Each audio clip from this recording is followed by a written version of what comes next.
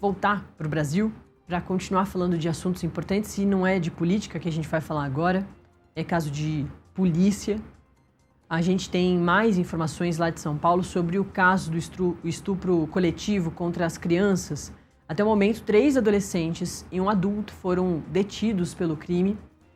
Quem vai trazer mais detalhes é diretamente o nosso repórter Enzo Marcos, lá da redação de São Paulo, do Metrópolis.com. Enzo, é um prazer falar contigo. Muito bom dia. Bom dia, Natália. Bom dia a todos que estão assistindo o Acorda Metrópolis. Exatamente, é um caso brutal que aconteceu em São Paulo no dia 21 de abril. É importante a gente recapitular um pouco da linha do tempo do que aconteceu, desse estupro coletivo que 2 crianças de 10 e 7 anos acabaram sofrendo na zona leste de São Paulo. Como eu disse, o crime aconteceu no dia 21 de abril, no bairro União de Vila Nova, na zona leste de São Paulo, quando 4 adolescentes e um adulto, identificado como Alessandro Martins dos Santos, de 21 anos, atraíram essas 2 crianças a um imóvel ali na região com a desculpa de que iriam soltar pipa. As 2 crianças conheciam os adolescentes e o adulto, então existia uma relação de confiança ali entre todos e elas acabaram aceitando essa ideia, essa sugestão de ir no imóvel soltar pipa, entendendo que de fato iam fazer essa brincadeira. No imóvel, infelizmente, os abusos aconteceram. Um adolescente apreendido pela Polícia Civil de São Paulo contou às autoridades que inicialmente entendia aquilo como uma brincadeira e que o adulto, no caso o Alessandro Martins dos Santos, tomou a iniciativa de começar a gravar esses abusos pelo próprio celular e depois, ao longo do crime, ele pediu para um outro adolescente prosseguir com as imagens. Essas imagens gravadas do celular do Alessandro, o próprio suspeito, o próprio Alessandro, mandou em um grupo de WhatsApp com os amigos e esse vídeo acabou circulando nas redes sociais posteriormente, inclusive por conta dessa divulgação, a irmã de uma dessas crianças, que não mora ali com a família, não mora no bairro, identificou o irmão nesse vídeo e entrou com um boletim de ocorrência na Polícia Civil 3 dias depois do crime, ou seja, dia 24 de abril. A partir desse momento, a Polícia Civil de São Paulo começou a investigação, identificou os suspeitos envolvidos nas imagens. O Metrópolis, inclusive, teve acesso a essas imagens, mas preferimos não divulgá-las, principalmente pelo teor forte do que tinha sido gravado ali naqueles vídeos. É muito forte, realmente.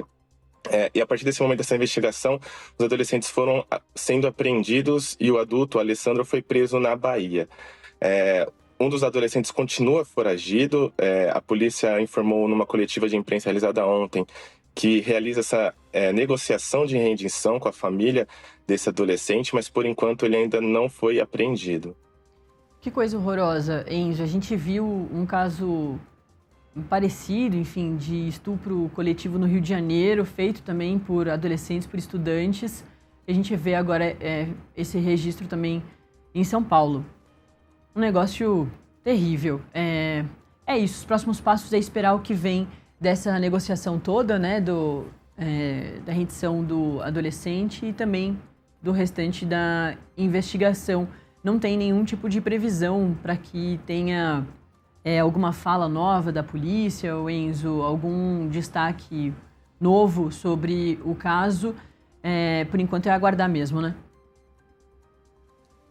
Exatamente. Eu consultei a Secretaria da Segurança Pública de São Paulo hoje pela manhã, perguntando alguma atualização, mas por enquanto não há nenhuma novidade, apenas essa espera pela rendição desse adolescente foragido e também pela transferência do adulto que foi preso na Bahia. Equipes policiais aqui de São Paulo já viajaram até o estado nordestino para negociar essa transferência, devem trazer o Alessandro nas próximas horas.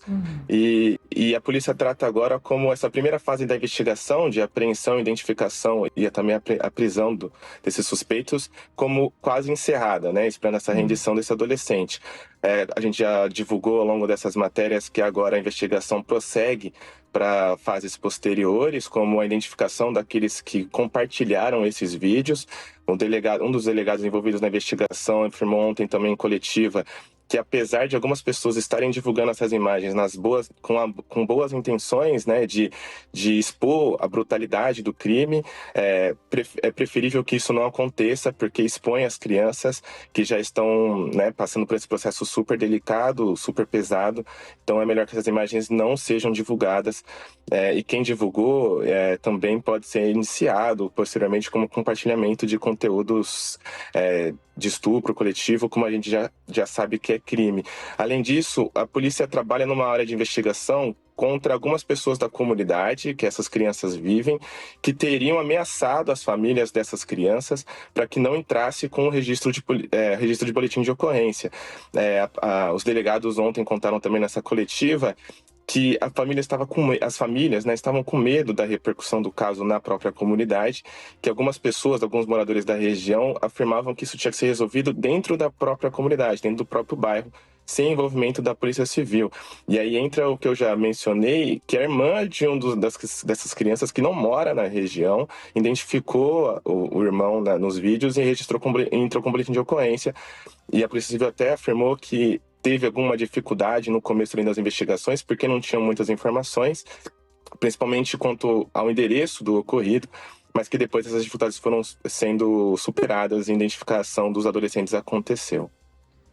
É isso, e importante registro aí da polícia sobre não expor essas vítimas todas, de não espalhar esses vídeos, esses registros.